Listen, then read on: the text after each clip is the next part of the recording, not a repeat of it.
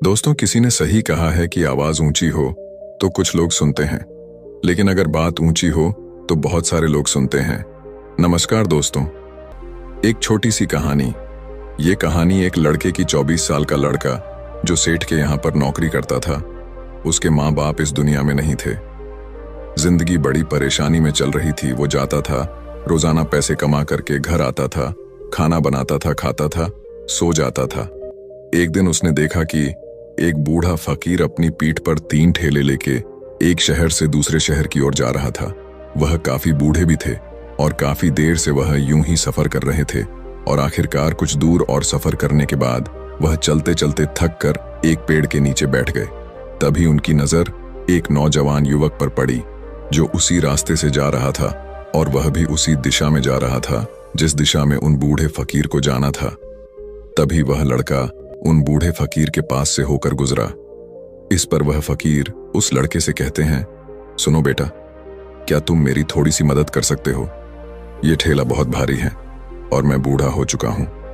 मैं ज्यादा समय तक इनका बोझ नहीं उठा सकता और मैं बहुत थक भी चुका हूं। तो क्यों ना तुम मेरे एक ठेले को ले लो और मुझे उस दूसरे गांव तक पहुंचा दो। इसके बदले में मैं तुम्हें 3 स्वर्ण मुद्राएं दूंगा। वह लड़का उन फकीर की सारी बातें सुनता है और उन फकीर से कहता है, कोई बात नहीं बाबा, मैं आपकी मदद करने के लिए तैयार हूं। कहिए आपको कहां जाना है? ऐसा कहकर उस लड़के ने उन फकीर का एक ठेला उठा लिया और अपने कंधे पर ले लिया। तभी उस जवान लड़के को यह एहसास हुआ कि यह ठेला तो सचमुच बहुत भारी है। वह लड़का और फकीर दोनों रास्ते में आगे की ओर बढ़ चले। कुछ दूर आगे चलने के बाद देखते ही देखते वह गांव खत्म होने लगा और अब एक सुनसान रास्ता आगे की ओर जा रहा था। वे दोनों अपने मार्ग में मस्त होकर आगे की ओर बढ़ रहे थे। जब भीड़ से पूरी तरह से अलग हो गए तो वह लड़का उन फकीर से कहता है, बाबा, इस ठेले में आखिर ऐसा क्या रखा है जो ये ठेला इतनी वजन है?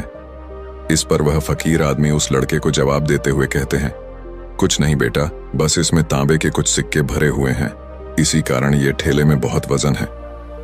उन फकीर की यह बात सुनकर वह लड़का मन ही मन सोचने लगा, लगता है ये बाबा जरूर कोई व्यापारी है, तभी तो इतने सारे तांबे के सिक्के लेकर चल रहे हैं। और फिर तभी उसके मन में एक ख्याल आया कि मुझे क्या करना है। मुझे तो खाली यह ठेला दूसरे गांव तक पहुंचा है, बस इतना ही। जैसे ही उसके मन में यह ख्याल आया, उसने तांबे के सिक्कों का वह ख्याल मन से निकाल दिया और अपनी धुन में मस्त होकर वह आगे की ओर चलने लगा। चलते चलते कुछ और समय बीता और वे दोनों एक नदी के किनारे जा पहुंचे। वह लड़का हट्टा कट्टा था और काफी चुस्त और तंदुरुस्त भी था, इसलिए वह बिना सोचे समझे उस नदी में उतर जाता है, किंतु वह फकीर अब भी किनारे पर ही खड़े थे। इस पर वह लड़का उन फकीर से कहता है, क्या हुआ बाबा, चलिए आइए, हमें यह नदी पार करनी होगी, तभी तो हम उस गांव तक पहुंच पाएंगे। इस पर वह फकीर उस लड़के से कहते हैं, मैं जानता हूं बेटा कि हमें यह नदी पार करनी ही होगी, लेकिन जैसा कि तुम जानते हो मैं अब बूढ़ा हो चुका हूं और 2-2 ठेले लेकर मैं यह नदी पार नहीं कर सकता। कहीं मेरा पांव फिसल गया तो क्या होगा? क्या तुम मेरी एक और गठरी ले सकते हो? मैं तुम्हें इसके बदले भी 3 स्वर्ण मुद्राएं दूंगा। इस पर वह लड़का मुस्कुराते हुए उन फकीर से कहता है, बाबा, आप मुझे शर्मिंदा कर रहे हैं। यदि आप मुझे स्वर्ण मुद्राएं ना भी दें तो भी मैं आपका कार्य अवश्य करूंगा। मैं आपको उस दूसरे गांव तक जरूर पहुंचाऊंगा। इस पर वो फकीर मुस्कुराते हुए उस लड़के से कहते हैं, बेटा, तुम तो बड़े ही भले इंसान लगते हो। इतना कहकर उन्होंने वह दूसरी गठरी भी उस लड़के को थमा दी। उस लड़के ने जब वह दूसरी गठरी अपने कंधे पर रखी तो वह गठरी भी उसे बहुत ज्यादा भारी लगी, लेकिन उसने वहां पर कुछ नहीं कहा। जैसे तैसे उन दोनों ने नदी पार की। नदी पार करने के बाद बातों बातों में ही उस लड़के ने उन फकीर से कहा, बाबा, आखिर इस दूसरी गठरी में क्या है? ये गठरी भी बहुत वजन है। इस पर वह फकीर उस लड़के को जवाब देते हुए कहते हैं, बेटा, इसमें चांदी के सिक्के हैं, इसी कारण यह गठरी भी बहुत वजन है। उन फकीर की यह सारी बातें सुनकर अब उस लड़के का दिमाग तेजी से काम करने लगा था। वह यह सोच रहा था कि एक ठेले में तांबे के सिक्के हैं और दूसरी में चांदी के। ऐसा प्रतीत होता है मानो यह फकीर बाबा कहीं दूर से आ रहे हैं और उन्होंने अपनी सारी जमीन जायदाद बेचकर ये सारे सिक्के इकट्ठे किए हैं। तभी तो वह इतना धन लेकर चल रहे हैं, लेकिन वह लड़का उन फकीर से कुछ नहीं कहता और वे दोनों चुपचाप मार्ग में आगे की ओर बढ़ते चले जाते हैं। कुछ दूर आगे बढ़ने के बाद एक बार फिर एक सुनसान राह आती है। उस सुनसान रास्ते को देखते ही उस लड़के के मन में तरह तरह के विचार उत्पन्न होने लगे। वह यह सोचने लगा, अरे यह तो सुनसान जगह है, अगर मैं यह सिक्के लेकर यहां से भाग जाऊं तो यह फकीर मुझे कब तक दौड़ाएंगे। मुझे नहीं लगता कि मुझे कभी पकड़ पाएंगे और यहां पर कोई है भी नहीं जो इनकी मदद कर पाए। और वैसे भी ये बहुत सारे सिक्के हैं, मैं इनसे एक अच्छी दुकान खरीद सकता हूं, अपना नया व्यापार शुरू कर सकता हूं। और वैसे भी ये बूढ़ा फकीर अब इन पैसों का क्या करेगा, इससे अच्छा तो मैं ही इन्हें रख लेता हूं। वह लड़का यह सब बारे में सोच ही रहा था, तभी अचानक उसे खुद पर आश्चर्य हुआ। अरे मैं यह क्या सोच रहा हूं, यह फकीर बाबा न जाने कहां से आ रहे हैं और क्या खूच करके इन्होंने इतने सारे पैसे इकट्ठा किए होंगे। मुझे इनका फायदा नहीं उठाना चाहिए। नहीं नहीं, मुझे ऐसा नहीं करना चाहिए। उसने कुछ देर के लिए तो अपने मन के विचारों को काबू कर लिया, लेकिन कुछ देर बाद उसके मन के विचार उस पर देखते ही देखते हावी होने लगे। वह लड़का 2 ठेले लेकर उन फकीर के पीछे पीछे चल रहा था और कुछ दूर आगे चलने के बाद एक पहाड़ी आई। इस पर वह फकीर बाबा उस लड़के से कहते हैं, बेटा यह पहाड़ी मैं नहीं चढ़ पाऊंगा, मैं काफी बूढ़ा हो चुका हूं और मेरे घुटनों में भी दर्द रहता है। यदि तुम मेरी तीसरी गठरी भी ले लो तो मैं तुम्हें 3 और स्वर्ण मुद्राएं दूंगा, लेकिन याद रखना इसे कहीं गिराना मत, कहीं ये गठरियां खुल ना जाए। इस पर वह लड़का उन फकीर से कहता है, क्यों बाबा, आखिर इसमें ऐसा क्या है। इस पर वह फकीर उस लड़के से कहते हैं, बेटा इसमें स्वर्ण मुद्राएं हैं। यह सुनकर वह लड़का मन ही मन बहुत प्रसन्न हुआ। उसने चुपचाप वह गठरी भी उन फकीर से ले ली और देखते ही देखते वे दोनों मार्ग में आगे की ओर बढ़ने लगे। अब वह फकीर बिना कोई वजन लिए हुए आराम से पहाड़ की चढ़ाई पर चढ़ रहे थे, किंतु वह नौजवान लड़का जो पीछे था वह वजन के कारण बहुत धीरे धीरे चल पा रहा था। लेकिन जब से उसने सोने का नाम सुना था उसका मन तो छलांग मार रहा था। वह मन ही मन सोच रहा था, अगर मुझे यह सारा धन मिल जाए तो मेरा पूरा जीवन तो आराम से कट जाएगा। वैसे भी यह बाबा तो बूढ़े हो चुके हैं, भला इन्हें इतने पैसों की क्या जरूरत है, इनका जीवन तो वैसे भी कट चुका है। मैं एक काम करता हूं, यह सारे पैसे लेकर यहां से भाग जाता हूं। लड़के के मन में अनगिनत विचार उठ रहे थे। लड़के का मन अब उसकी बुद्धि पर पूरी तरह से हावी हो चुका था और उस लड़के का मन अपनी बात को सही साबित करने के लिए उससे कुछ भी कह रहा था। और तभी उस लड़के के मन में एक और विचार उत्पन्न हुआ और अब की बार वह लड़का यह सोच रहा था, लगता है यह फकीर बाबा कोई चोर है, वरना इनके पास इतनी सारे स्वर्ण मुद्राएं कहां से आएंगे।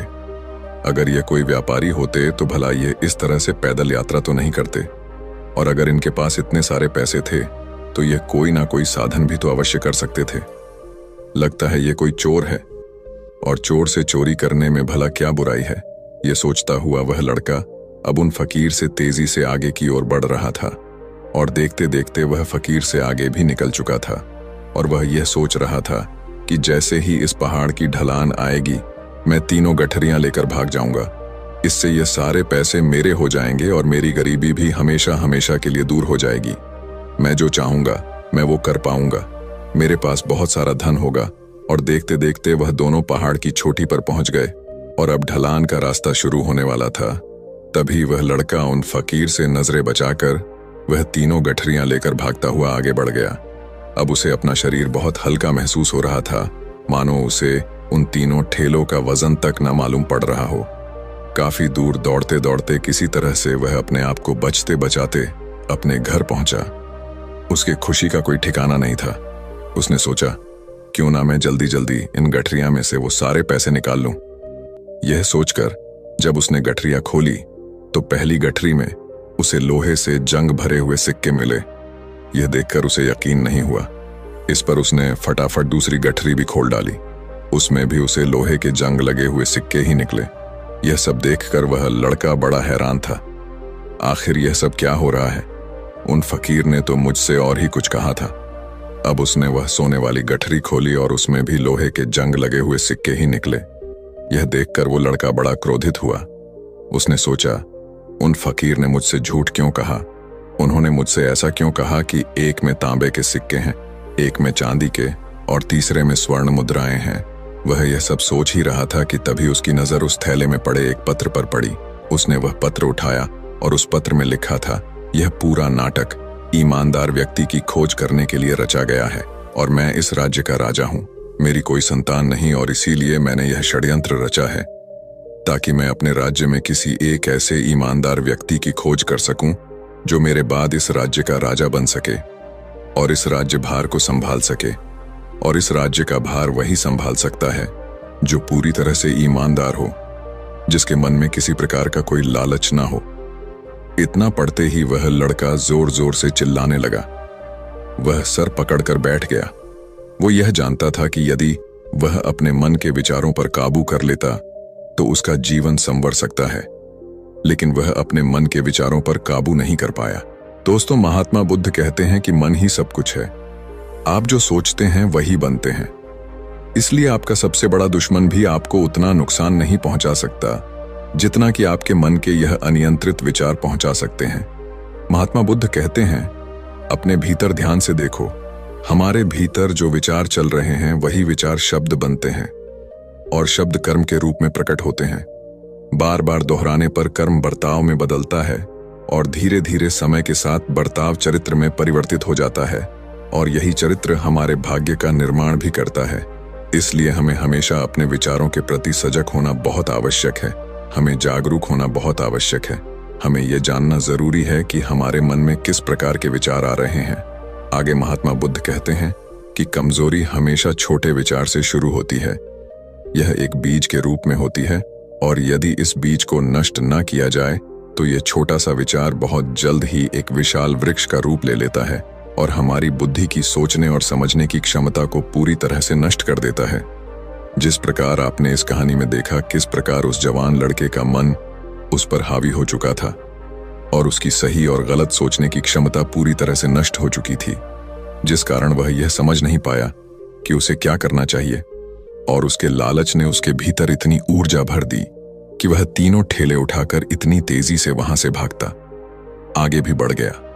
इसीलिए जब आपके मन में पहली बार कोई गलत विचार उत्पन्न हो तभी उसे जड़ से उखाड़ देना चाहिए, अन्यथा वह विशाल वृक्ष का रूप लेगा और आपको किसी न किसी गलत राह पर वह ढकेल ही देगा। आप चाहकर भी उसे रोक नहीं पाएंगे। लेकिन अब आपके मन में यह प्रश्न उठ रहा होगा कि हम भला अपने मन के विचारों को कैसे नियंत्रित करें। हमारा मन तो इतना चंचल है, वह इतना शक्तिशाली है कि वह हम पर हावी हो ही जाता है। हम चाहकर भी उस पर नियंत्रण नहीं कर पाते। इसका जवाब में महात्मा बुद्ध हमें दो बातें समझाते हैं। पहली बात, सही इरादा विकसित करो। कई बार आपने देखा होगा कि आपके मन में कुछ और होता है किंतु आप कहते कुछ और है, क्योंकि आपके मन के भीतर जो कुछ बसा है वही आपके मुख से बाहर भी निकल रहा है। लेकिन जब हमसे वह गलती हो जाती है तो उसके बाद हमारा मस्तिष्क अच्छी तरह से काम करना शुरू कर देता है। हमारे सोचने और समझने की क्षमता एक बार फिर से जागृत हो जाती है और ऐसी अवस्था में हमें यह एहसास होता है कि हमसे गलती हो गई है और फिर हमारा मन दुखी हो जाता है। हमारा मन अफसोस से भर जाता है और इस भारीपन और दुख से बचने के लिए महात्मा बुद्ध हमें सही इरादा विकसित करने के लिए कहते हैं। इसके लिए जब भी आप कोई कार्य करने जा रहे हो तो सबसे पहले आपको यह खुद से पूछना चाहिए कि जो कुछ भी मैं करने जा रहा हूं इसके पीछे मेरा इरादा क्या है। क्या मैं दूसरों को दुख पहुंचाना चाहता हूं या दूसरों को नीचा दिखाने जा रहा हूं या मुझे खुद को ऊपर उठाना है। खुद से सवाल कीजिए, खुद को जागृत कीजिए। जब आप इरादों के प्रति सचेत होने लगेंगे, जब आप विचारों के प्रति सजग होने लगेंगे, तभी आपके भीतर सकारात्मक ऊर्जा का प्रवाह होगा। तभी आप सकारात्मक इरादों से जुड़ने लगेंगे और आपके मन के भीतर बसी हुई वह नकारात्मक ऊर्जा और नकारात्मक इरादे दिन ब दिन कम होने लगेंगे। परंतु याद रहे, आपको यह हर रोज करना होगा और आपको यह हमेशा ध्यान रखना होगा कि आपको केवल अच्छा सोचना है। आपके इरादे हमेशा अच्छे होने चाहिए, तभी आप दुख और तकलीफों से बच सकते हैं। अन्यथा आप इसी तरह से दुख और तकलीफों में घिरे ही रहेंगे और आप कभी इससे निकल नहीं पाएंगे। दूसरी बात, मन के प्रति सजगता विकसित करो, जिससे आपका मन देखते देखते शांत होगा और आपके मन के भीतर बसी हुई वह नकारात्मक ऊर्जा, नकारात्मक विचार खत्म होने लगेंगे और आप शांति की ओर आगे बढ़ेंगे। और आपको इसके लिए बस इतना ही करना है कि इस पल में जो कुछ भी हो रहा है, आपकी आंखों के सामने आपके भीतर जो कुछ भी जैसा भी चल रहा है, बस उसे देखते रहना है। अपने मन के अच्छे बुरे विचार, अपनी भावनाएं और अपनी यादों पर बिना प्रतिक्रिया दिए उन्हें केवल देखते रहना है, जिससे आपके मन के सारे विचार देखते ही देखते खत्म होने लगेंगे। आपका मन खाली होने लगेगा और आप नकारात्मक विचारों से न सोच से बच सकते हैं और आप इन दुख और तकलीफों से भी दूर रह सकते हैं। इसीलिए महात्मा बुद्ध कहते हैं, जो स्वयं को देखता है वही सबसे बड़ा तपस्वी है। अर्थात जो अपने मन में चल रहे उन विचारों को बिना प्रतिक्रिया दिए हुए केवल देखता है और उन पर कोई भी प्रतिक्रिया नहीं करता, बस उन्हें देखता और समझता है, वास्तविकता में वही मन पर नियंत्रण भी कर सकता है और वही अपना जीवन सुखी और खुशहाली तौर पर जी सकता है। इसलिए यदि आप भी अपने जीवन को सुखी और खुशहाल बनाना चाहते हैं, तो आपको सबसे पहले अपने मन पर नियंत्रण साधना ही होगा, अपने मन को खाली करना ही होगा, अपने मन के विचारों के प्रति आपको सजग होना ही होगा। दोस्तों, उम्मीद है कि आपने आज की इस वीडियो से जरूर कुछ ना कुछ सीखा होगा। अगर आपको ये कहानी अच्छी लगी हो तो इस वीडियो को लाइक करें और हमारे चैनल मोटिवेशन बुद्धा को सब्सक्राइब करें। हम मिलते हैं अगली वीडियो में। धन्यवाद।